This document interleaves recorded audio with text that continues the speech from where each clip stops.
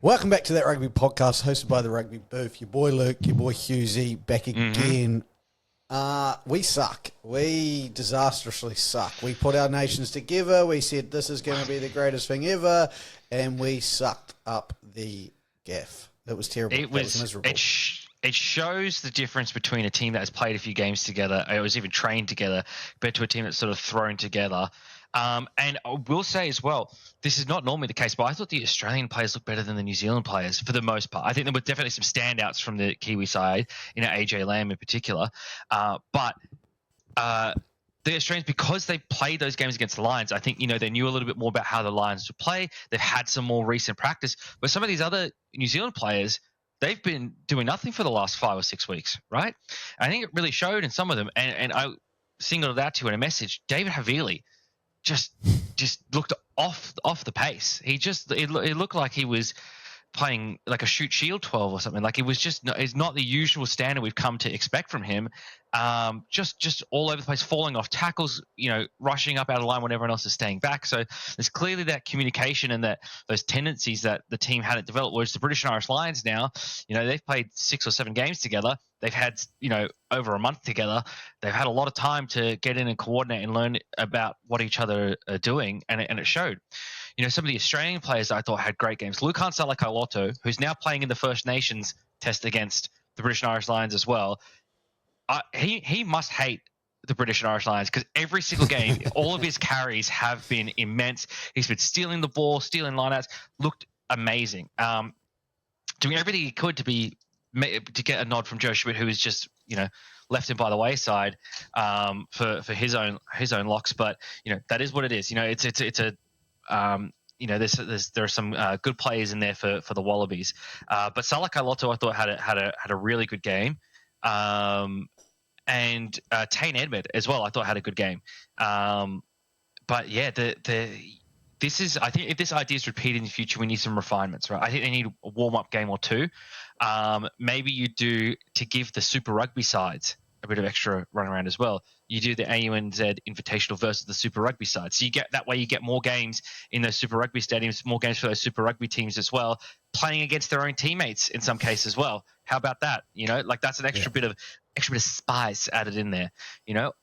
Or you do, for example, right? Say when the British and Irish Lions next to New Zealand and they go play the New Zealand rugby sides, if we do the AUNZ Invitational again, the AUNZ team practices against the AU Super Rugby side. So if we're looking at this tour, the AUNZ side could have practiced against the NZ Super Rugby teams for all those players who aren't on All Blacks duty. And, it's because it's going to be a similar level of talent available to them as for the Wallabies. So it's not like either side's getting a real advantage. You get that practice for that invitational side. You get, as I said, the spice of, people playing against their own teammates or their own Super Rugby teammates.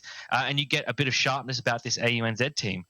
Because you could tell, this was a thrown together team that hasn't practiced together, hasn't played together, has probably sat around the pub for a couple of beers, and that's about it.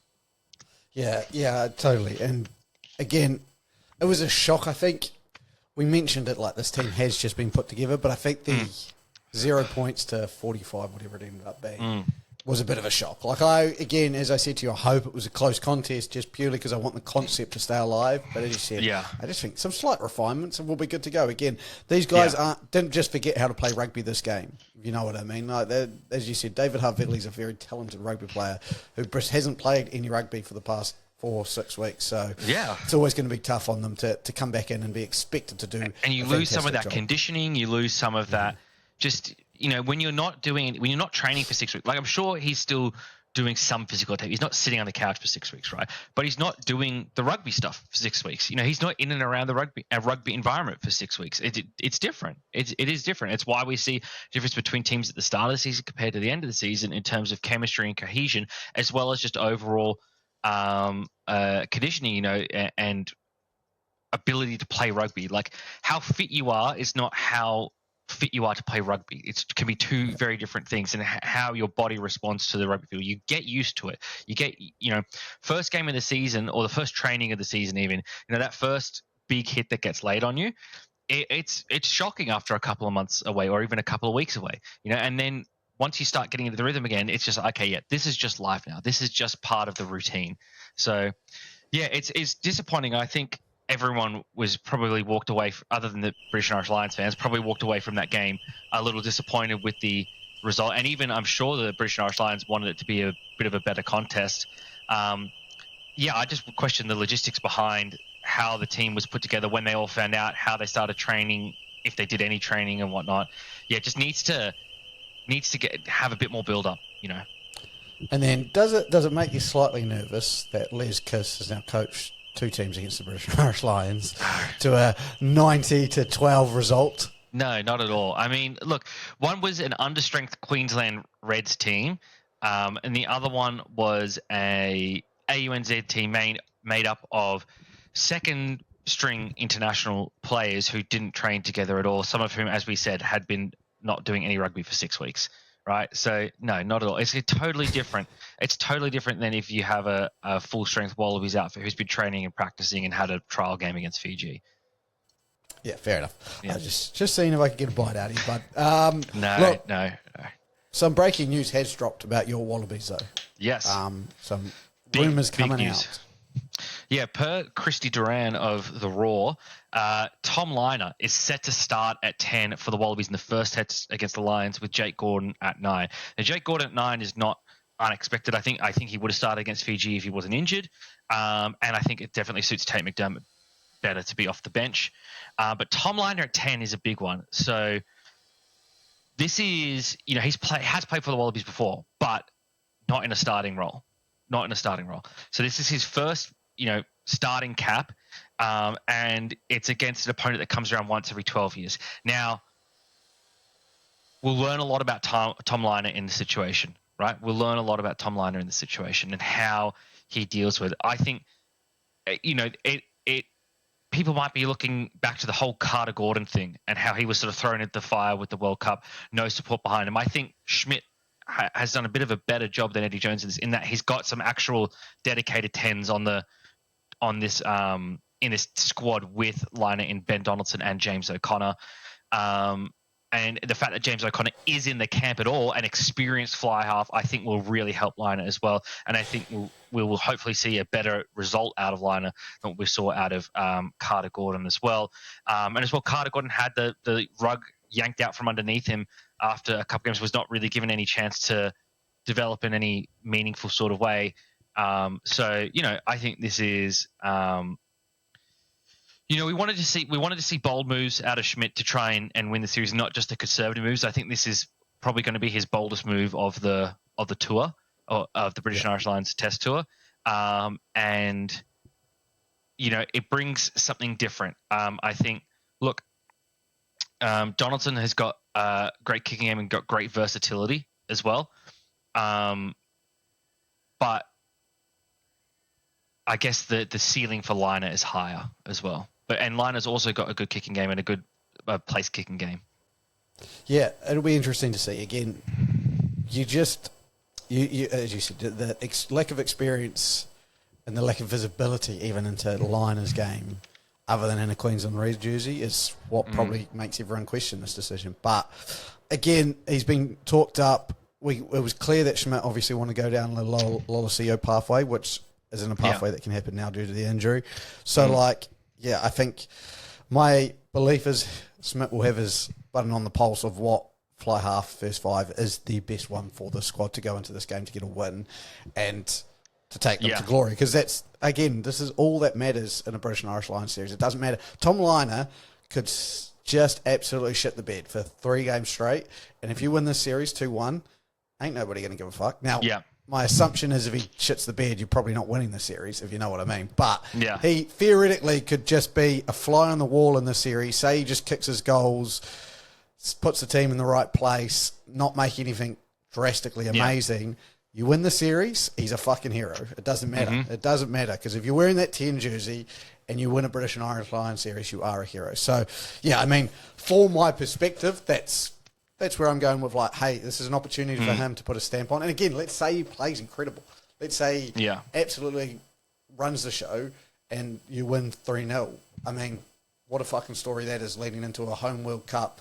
Maybe you have a solidified number 10 jersey for Tom Liner. So, Exciting times. Look, I'm going to put you on the spot now. I want you to pick your Wallabies 15. Again, now with that news that you know, but again, what you would do if it was Hughesy's Wallabies, where would you be going? Yeah, look, I think I'm probably a little bit more conservative than Schmidt has been in this situation. So I would go with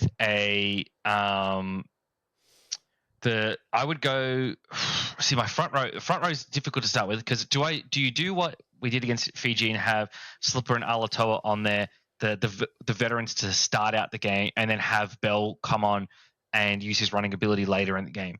You know that works when you're in that physical slog of match, which is what we said we need to get into against the Lions. Can't let it be too much open field running. So I think I am going to stick with that. I think I'm going to stick with Slipper at 1, Alatoa at 3, and then instead of Parecki, we're assuming Matt Fesler will be in and healthy, so Matt Fesler at 2. Second row, I think Skelton and Jeremy Williams, and have Frost on the bench as the second. If I had my druthers, it'd be Skelton and Williams, and then on the bench would be Lukan Salakaia-Loto. But Salakaia-Loto's not in the squad, so can't do that. So I'll put Frost on the bench instead. Frost is a good player, but I think Salakaia-Loto, Williams, and Skelton all offer different things, and they all offer area speciality better than Frost. Whereas Frost is a bit all round. Has got a bit more of all round. It can fill any of those holes, and is also probably a bit more athletic than Skelton and Salakaia-Loto in getting around the park. But I think then you've got an athletic with Jeremy Williams as well. Back row. So obviously big decision. Look, this is where I would swing hard. This is where I'd swing hard like Schmidt has swung hard. And I would go Tizzano 6, McWright 7, Valentini 8. So no Harry Wilson. Even Harry Wilson scored the match winner against Fiji, did a great job, had a great game. That talent is just too much to go past. And I think Tizzano and McWright on the field at the same time, both excellent tacklers, as is Bobby Valentini. And in order to get Jackals, you need to have a good first-up tackle. I think they both offer that as well. Tizzano offers try-scoring ability as well, as we saw through the Super Rugby season. Physical, I think he's elevating himself even potentially to beyond McWright, even though McWright is incredible as well. So I think both of them on the field at the same time is necessary. 9, I would go Jake Gordon as well, like Schmidt has done, and captain, which we're assuming Schmidt will do as well. 10, I would go. So my 10, I would have Donaldson at 10, and then James O'Connor off the bench, as he's done with the Crusaders, because he's shown he's got the ability to close out games, close out big games, good, can kick, still got all in the tank. I could even be persuaded to have James O'Connor starting at 10. Because it'd be him and Slipper would be the only 2 players in the series that have played against the Lions before in a test environment. So that experience, I think, could really help them. I could be persuaded that, but I think I would probably default go Donaldson and then then O'Connor off the bench. I did like what Donaldson did against Fiji as well, so I'm assuming he's going to be on the bench for Schmidt in the test series. I think Donaldson is actually still improving. I think some people thought maybe he'd plateaued. I think he's continuing to improve even over at the Western Force. Backline. I don't think I would change it from the Fiji game. Jorgensen, Ikitau, Suali'i, Potter, and Wright. I don't think I would change that. I think that's still a very good back 5. I think Ikitau and Suali'i in the centers is great. I think Jorgensen and Potter on the wing offer you great strike power and defense, and Tom Wright at the back provides X factor. So that would be my starting 15. And again, put you on the spot with another question. Would you, if you had selected the squad, like we talked about Salakaia-Loto, you would have brought him in. What about Karevi? What about Karevi? Karevi seems to be the man. I know your feelings towards Hunter Paisami, so my assumption is just you would switch Karevi and Paisami over. But would you go down that route? Would you have had him in the squad? Yes, in the wider squad, yes. Over Paisami, yes. I think even though he's been playing in Japan, I think, say Suali'i or Ikitau gets injured, I think Karevi's a better centre fit than Paisami. And equally, you've also got Filippo Daugunu in there as well. So then you've got Daugunu who could fill in an outside centre if Suali'i's injured. I mean, you could also put Ikitau at outside as well. He's one of the best outsides in the world. I would have Karevi in over Paisami for sure. Paisami, from what I've seen, he I don't know. He's a good Super Rugby player. I don't think he's Test level. I mean, he's played for the Wallabies and won games for the Wallabies, so you can't take that away from him. But I don't think I think the pace of the game at the international level in terms of people getting to breakdowns doesn't play into his strengths. So it's Super Rugby level, he can get away with these hero runs a bit better. I don't think he can get away with it at international level, and he hasn't gone away with it. I think his defense is Test level. I think his tackling and defense is Test level, but he gets isolated and attacked far too often and turns the ball over far too often. Fair enough. I can see that. All right, mate. Last time I put you on the spot for today. Prediction. Obviously, first test now, what? Yeah. How many days away are we? 4 or 5 days away? Yep. It's on Saturday. So, what is your prediction for the first test? Wallabies versus British and Irish Lions. Well, the Wallabies, obviously. And it was always going to be the Wallabies, obviously. It's obviously going to be a 3-0 sweep to the Wallabies this series. Yeah, no, I think the Wallabies are definitely capable to. If we saw the results that the Waratahs and Brumbies were able to get in their games, right? And this were not full strength Waratahs and Brumbies sides.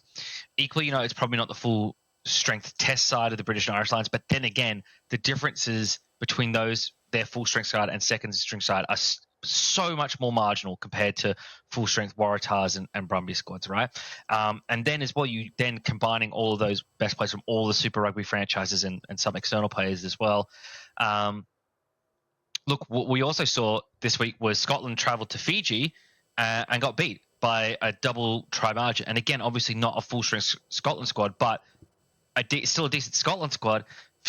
Again, Fiji is now one place outside of the top 6 in the world as well. They're now 7th, Australia is 6th, right? Fiji is a good international team and needs to get more opportunities. I'm going to say that off the bat here as well. That's a separate discussion though. But yeah, why can't the Wallabies do it? Why not? Why not the Wallabies? So yeah, fuck it, Wallabies. And if I could get a score out of you. Look, so what I've said for weeks now is that in order for the Wallabies to win, it needs to be a slow, grinding game. We saw it against Fiji. That's when they controlled the ball, when they didn't let them get into open field play, the Wallabies were able to take advantage then. What did we see with the British and Irish Lions against the Waratahs and Brumbies when they was kept to a slow? And even in the Force and Reds game, when the Force and Reds, like the first half for the Force, they kept it that tough physical battle, and then it broke out in the second half when they went away from that, right? That's what you got to do. You can't let them use their flair. You've got to get into that grinding sort of game, right? So if the Wallabies are going to win, it's going to be low scoring game, 21-17.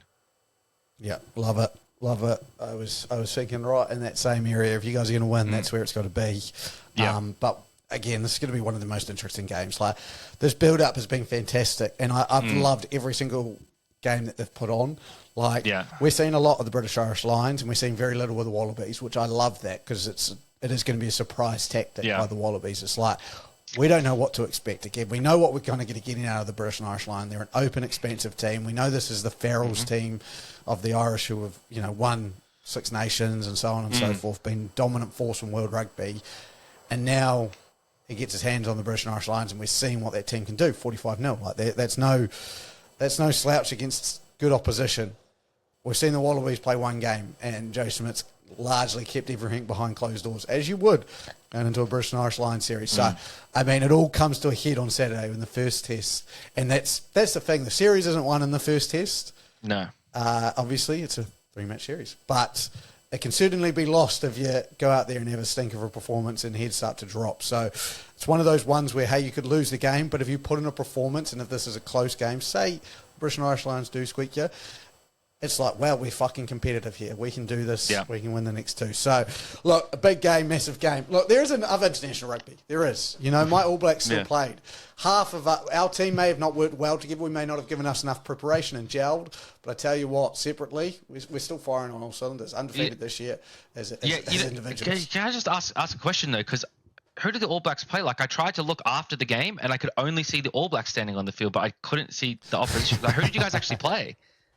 Yeah, the French weren't too happy, I don't think. And serves them fucking right. You send a B team, and then you decide to make a handful of changes from the first test team that pushed us to the wire. What do you fucking expect's going to happen? We spanked them. We spanked them in one of the better first halves of rugby we've played. It was messy in the second half. Not too worried too much. That's for the All Blacks to fix. But it was a very, very good game for us to kind of take another step towards. In the all places in Wellington, where we don't fucking do anything right, we did something right. So, look, a lot of good points from that game. I've already covered it on our Instagram and TikTok, so look at those if you want to cover see more. But we just played well. We played well. I'm liking the revelation that is to provide 6. There's a lot of good things. So happy for Fabian that. Holland. Fabian Holland, again, you need some big locks. Justin Marshall recently said, I don't think we'd beat South Africa still. I agree. I tend to agree with him. But what I saw from last year and us against South Africa and so on and so forth and where we were in rugby, I think we're a lot further away than we are now. I still think South Africa are by far the best team in the world with the players they currently have, and I'm not going to make an argument too much to that because we meet them later in the year, 2 games at home, which is pretty sick. But I right now what I've watched between South African rugby and New Zealand rugby, I still think South Africa are ahead with what they're doing in the squad that they've got. But it's all going to come to a head. And again, saying that, South Africa beat Italy 45-0 with a red card for 60-odd minutes. So they bounced back from probably, I would describe as a poor South African performance, and I think most South Africans would as well, with a great game. They've got their own superstars coming through. Kanan Moody was unreal for them in outside centre. Young, big, tall lad. A few other players, a new winger on Van der Meer, again, not the do harm, but another one, Edwin. So, again, they've got talent coming through, and it's just fantastic to see as well. Again, a strong South Africa side is always good for world rugby. But the big talking point from this whole game was Rassie Erasmus, again, and what he's done for rugby. I don't know if you saw it, and I'm sure you saw it. You may not have seen it. Did. But obviously the kickoff glitch, I'm calling it.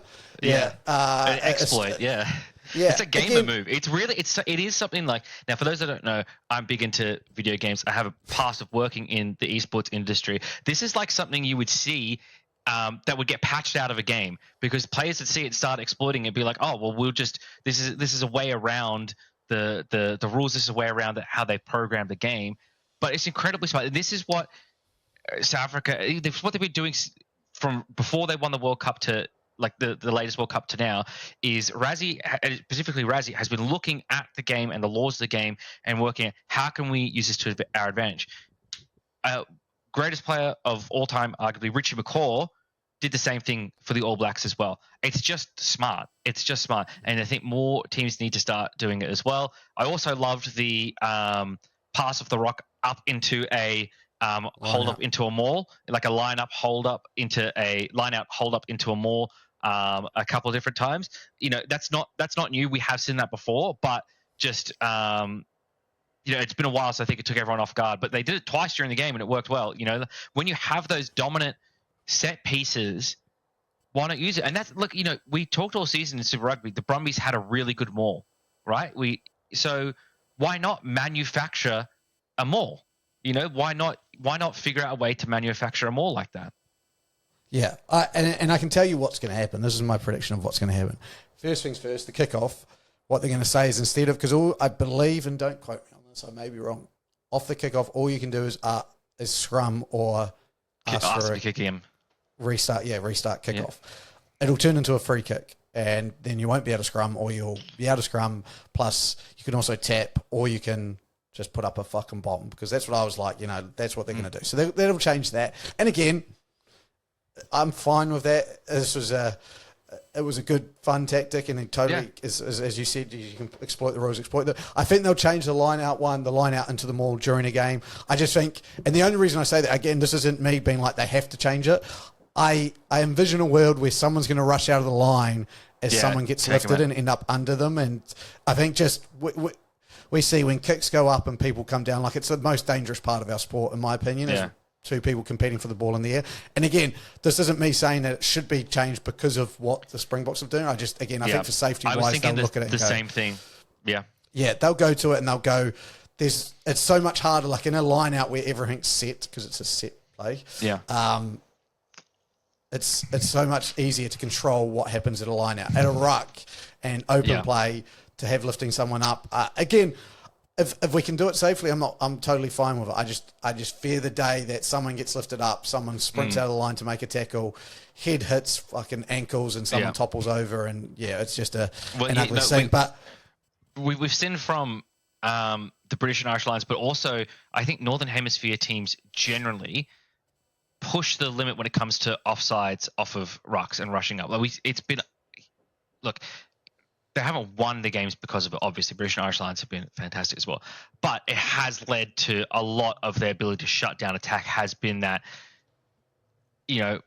not quite on the line, just a little bit over the line, getting that little bit of a head start and advantage when they're playing defense. And something that happens like that when you've got someone lifting up, in those tight corridors as well around those type of plays, you could be have your shoulders in between someone's legs before you know it, flipping them over your head, and then best result there is you get a red card. Worst result is something like we've seen in rugby league with Alex McKinnon.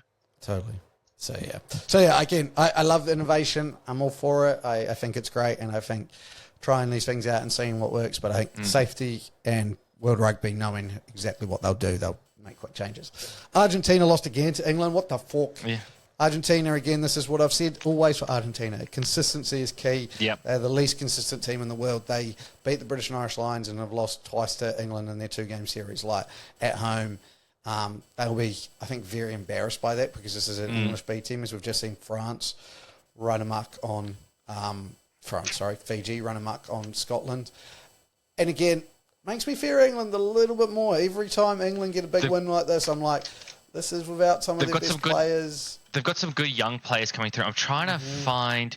There's a young centre for them that I saw post. I've forgotten his name, but he looked very, very good. I can't find his name. I'm sure someone will tell me. But here we go. Centres Seb Atkinson. 23 years old. This was his second cap.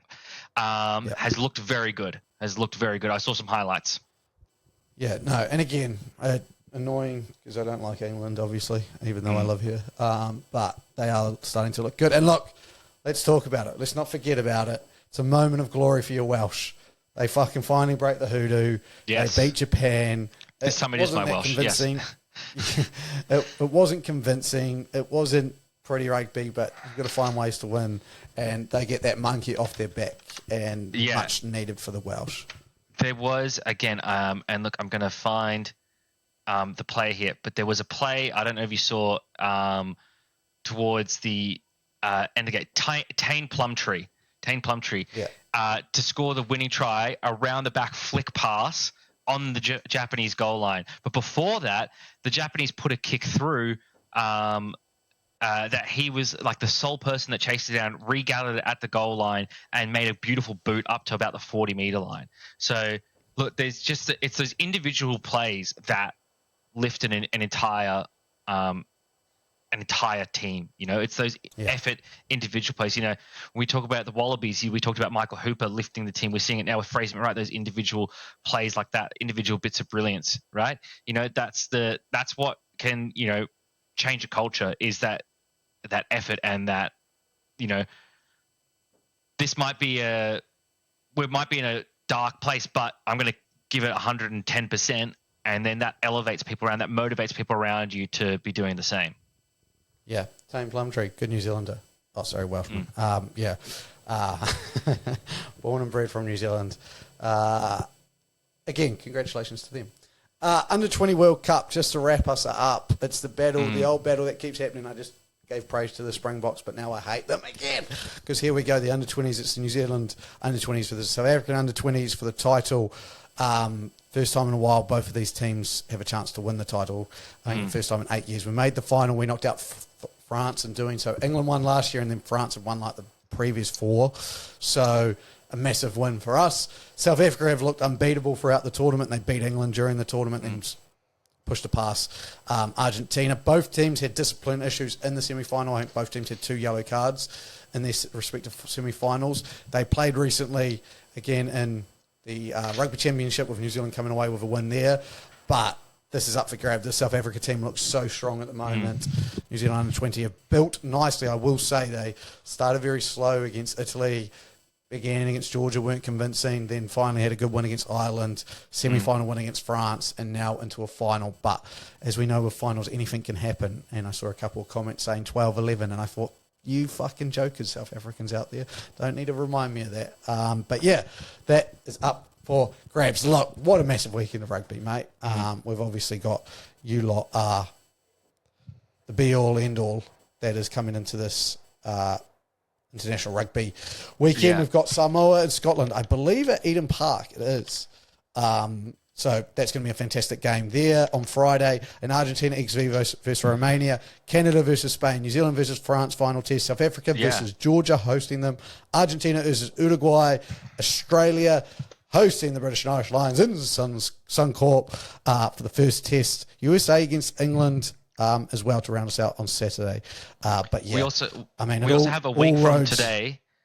Week from today, the First Nations in Pacifica v British and Irish Lions as well. Totally. And so all roads really leave to Suncorp this weekend, Saturday, where the first test gets underway in the biggest series in Australian recent history, which they just need to find a way to win. So, my friend, I say good luck. Just win. Find a way to win. Hoping for the best of you, for you and your team.